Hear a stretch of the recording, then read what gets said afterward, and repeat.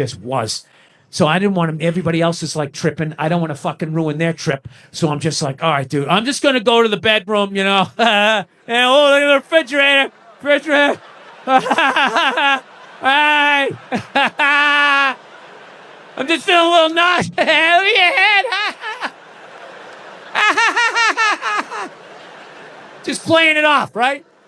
Going in the fucking bedroom. And I'm just laying down in the bedroom like, dude, what the fuck? What the fuck? And every time I thought I felt the bottom, it would just further into the bed.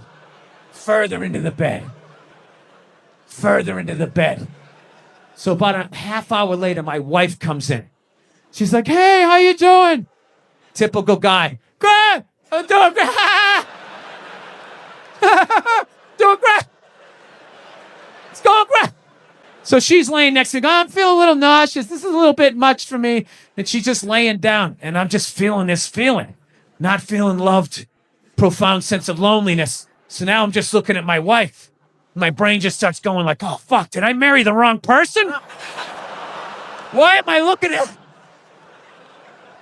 I know that seems fucked up, but once you're married long enough, even not on mushrooms, you have that thought every fucking 6 weeks. You just do. Something happens where you just look at the side of their head and just do the math and just think, why did I ever talk to you? I could have just walked by. I didn't have to say hello. We had no relationship. We were nothing. Why did I ever talk? What would happen if I just never talked to you? Every 6 weeks, you think that's a healthy relationship. That means you still held on to a part of yourself. That even though you love this person, you still want to fucking run around like a Mustang a little bit, right? So anyways, I'm like, okay. I was like, dude, I was freaking me out even more to think of my wife and be feeling that. So I was like, fuck, I need to pull the ripcord. I got to get out of this. Fucking, it's like a giant beanbag. I couldn't get out of it, right? So I was like, oh, fuck. Think about your kids. Now, my kids, I love my kids. And I know they love me. There is no fucking question. And I start thinking about my kids. And I still felt that feeling. And I was like, all right, what the fuck is this?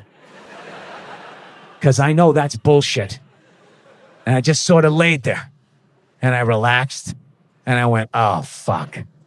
I know what this is. This is how I felt growing up. Yeah. This is what the 70s and 80s were like. Both your parents work. You got a set of keys to the house when you were 3. Get outside. Get the fuck out of my face, right? It was fucking nuts. Yeah, I grew up in a very, angry time. You were afraid of your dad, your dad's dad. I talked about this shit before, but I'm still working through it, so just bear with me. You just were fucking... Yeah, I love seeing kids nowadays loving their dad. Like, Dad, what's Dad? Want to go play, Dad? Let's go ride bikes, Dad! Yeah, when I was a kid, I was like, Dad, fuck, Dad, fuck! Run! Open a window! Mom, what did you see in that? Fucking lunatic, right? It was absolute fucking lunacy. And not just my house. I love my parents, but it was just the time. Everybody was fucking crazy. You were afraid, and people could put their hands on you, and other people's dads could hit you, and then you come home, oh, what the fuck did you do? I'll fucking hit you first. I'm just nuts. Teachers would grab you, dig their nails into your fucking neck. She'd come home. Well, she wouldn't have done that unless something fucking happened, right? It was all of that shit. Yeah, me and my siblings, we all beat the shit out of each other, And then we all teased the dog, and the dog bit all of us. And we never got rid of the dog. One time the dog bit me in the face. I was fucking with it. It was eating it. I was like, And it just latched onto my face. I was like that. My dad had to stitch me up and everything. We still didn't get rid of the dog. Oh, it's a good dog. He had a moment. Jesus Christ. Well, Jesus Christ. You should have put your goddamn face down there near the fucking dog's there, right? Yeah. So that's all it was.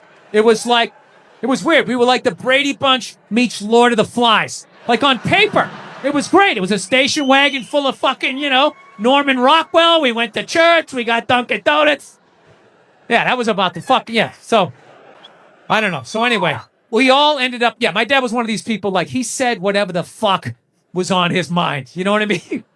Yeah, you know, like that haircut women get when they get to a certain age. They got a couple of kids. They just get it cut a little shorter because they don't want to deal with it. They put that little Hillary Clinton flip in it or something, right? They get it all shaved up the fucking back. First time you bend them over, you feel like you're fucking your friend Eric, right? You know, but you love your wife. So you lie and you tell him, oh, let's go. Ah, looks great. I always wanted to fuck Geraldine Ferraro. Oh my God, it's amazing. My dad didn't care. I remember we picked my mother up. She got in the car. He just goes, oh, Christ, it looks like shit. Jesus Christ, what the fuck did they do to you?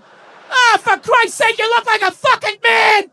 My mom's just sitting there like, and we're in the back seat like, hey, this is what a functional relationship looks like. Woo! Yeah. So because of all that, we all ended up getting like physical ailments from being in the fight or flight mode our whole lives. Everything. Gym teachers were scary. Collecting on your paper. Everybody was scary. Fucking everything. Dude, I remember one time my dad told a priest he didn't deserve to wear the collar. I don't know how it happened. They were discussing the altar boy schedule. And I don't know. He wanted to put me on a different mask, and my dad started getting his leg on. I'll tell you, I'm wearing a fucking collar. The guy's jaw was on the ground. And then the best part, next week we go to mass. They haven't spoken in a week, and my dad just comes walking like, hey, how you doing? What's going on? Like nothing happened. Yeah, so anyway, we all end up getting these physical ailments. Like one of my siblings has stomach problems. Another one has just this pain that won't go away in his back. I remember I had like alopecia in like the third grade. I literally had like clumps of hair falling out like I was working on Wall Street, you know? Then I was just sitting there like, did I pick up all the toys? Did I do the dishes? He's gonna find something. He always finds something. Fuck. What do I do? I gotta kill him. I should kill him. That's what I should do. When he's sleeping at night, I'll take an extension cord, I'll wrap it around for my fucking foot on his back. Billy seems to lack the focus in class that he needs. He's not working up to his ability, right? Yeah, so anyway, so I took these fucking mushrooms, right? And I realized that I have been carrying that shit around and being like, all right, well, that's why I drank the way I did. That's why I've trashed women the way I did. All the fucking shit, I knew every fucking thing I did, good and bad, in that moment. It's like, all right, so now I got to get sober and I got to fucking work my way through this shit because, my wife's, I don't know if you guys noticed, I have a bit of a temper. No, not you, Bill. Yeah. So here's the thing. But I didn't think, I'm so fucked up and grew up such a fucked up time that I didn't even think I had a temper. Because I was like, well, I don't fucking yell at people in my house. Like, I don't curse my wife out. I mean, we get into it. I'm not gonna lie to you. I get into it with her, but I don't go like, oh, Jesus Christ, you fucking bitch. I don't do any of that stuff. I don't yell at my kids. But what I do is I flip out. So, like I said, I didn't think that this was a problem. My wife told me it was a problem, but I don't listen to her. Why would I listen to her? All she does is criticize. I got nothing but bad reviews on the fucking husband Yelp. It's just all, didn't enjoy the experience. Thumbs down, half a star, never get a fucking attaboy, right? So it just becomes white noise after a while. Like, oh, what, am I doing something wrong again? Oh, yeah, you again. Okay, great. What did I do? What did I do this time, huh? What do I have to work on? Go ahead, fucking let me know, right? So I don't listen to my lovely wife like an idiot, like the idiot that I am. So one day I learned a harsh lesson, okay? It was a breakfast time, right? For some reason, I had like 20 minutes to myself, which is really rare when you got two kids, 4 and under, right? So I'm thinking like, holy shit, I can actually make myself a breakfast. Like the old days. I'll make myself 2 eggs over easy. I'll make some toast. I'll make some bacon. Fucking burn it up the way I like it. It's gonna be the shit, right? So I'm having a great time, make myself a little grand slam breakfast. I sit down to eat. I got the OJ. I got the glass of water. It looks like a picture from a commercial. And right as I sit down to eat, my phone lights up and I get a text message from my buddy. He goes, hey man, I thought you were coming on this Zoom meeting. It started 5 minutes ago. We need you on this. And I just absolutely lost it. I was like, Jesus Christ. Of course I have a meeting. Of course I have my meeting. Because why couldn't I just have one goddamn cocksucking motherfucking morning to myself? fucking toast flying all over the place, flipping the fuck out. And then all of a sudden, my daughter, who was like 2.5 at the time, comes running into the kitchen with big tears in her eyes, just going like, I'm sorry, Dada, I'm sorry. And I was like, oh, shit. So I literally just squatted down. I was like, no, buddy, no, come here. I wasn't yelling at you. Daddy wasn't yelling at you. I would never yell at you. I love you, buddy. Daddy was yelling at the phone, okay? Dad yells at the phone when it says stuff that he doesn't like, okay? Your dad has issues. Okay, I'm sorry, buddy. I would never yell at you. And I could literally feel her tears like drying in my shirt. I was like, buddy, come on. I would never do that, okay? I love you. You still love me? She's like, yeah, yes. And I go, okay, all right, buddy. And then I did that thing. You do that thing with a kid where you turn him around and then you like push him in the direction you want him to go in. And I just had to sit there like I just did that to a 2.5-year-old. And she was like walking away. And I'm just sitting there like thinking like, how bad was that? Is she just going to go play with the toy and forget about it? Or is she no longer going to be an astronaut? Like, what did I just do? I thought I was better than my dad. I'm making the same mistakes that he's making. I fucking hate myself. I didn't do the meeting. I didn't eat the breakfast. I just went upstairs. Just wanted to be alone, right? Just want to be fucking alone, but I got a wife, so it doesn't work that way, Especially when you fuck up as bad as I did and as loudly as I did. I knew she was coming down the hall. I knew I was going to have to watch some game film. She was bringing the projector. The screen was going to come down. And I'm literally just laying in there like, please, God, just let her give me 2 minutes. Just give me 2 minutes to fucking calm down. No, she just comes right in. And she's just like, so, you want to discuss that little incident that happened downstairs in the kitchen? And I'm like, no, honey, can you just give me a second? My heart is still on the floor down there. Just give me a second. I know I fucked up. She doesn't give a shit at that point. And she's right. It's her kid too. So she just wants it. I'll tell you right now, if you think you're going to do this and it's fucking up, get all this shit. And she was right. She was 100% right, but I wasn't ready to hear the information. So she just sort of zoned out. And if my kid's here when you're going to... And I'm just sitting there,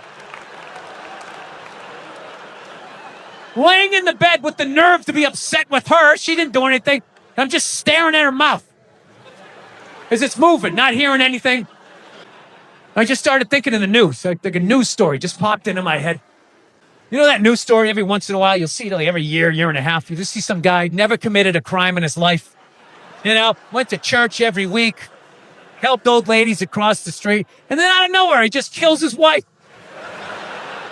I'm thinking, like, it's got to be from times like this. It just has to. You just have something to say. You just have, like, I don't know. I just fucked up, but she was right. I knew she was right. So I sat there. I fucking took it, I will say as an aside, I think, the next time you see a guy who never even cheated on his taxes and then out of nowhere he kills his wife, I think it's high time to bring back the question, what did she say? Okay, just say, all right?